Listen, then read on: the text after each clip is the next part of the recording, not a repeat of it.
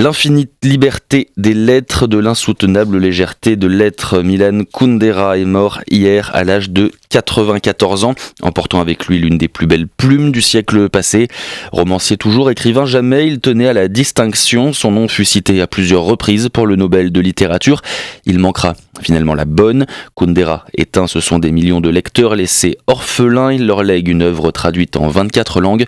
Portrait signé Eva Cohen.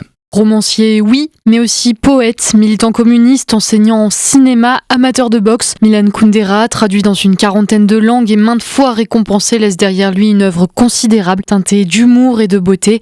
Milan Kundera, né en 1929 dans ce qui correspond aujourd'hui à la République tchèque, celui qui était d'origine destinée, comme ses parents, à la musique, écrit sur les illusions politiques de sa génération, qui permet l'arrivée des communistes au pouvoir en 1948.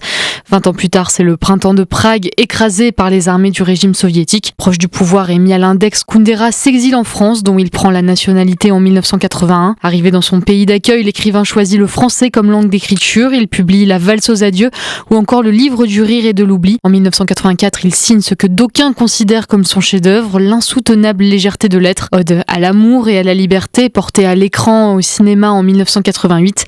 En 2001, il reçoit le Grand Prix de littérature de l'Académie française pour l'ensemble de son œuvre, puis entre de son vivant dans la prestigieuse collection de la Pléiade en 2011.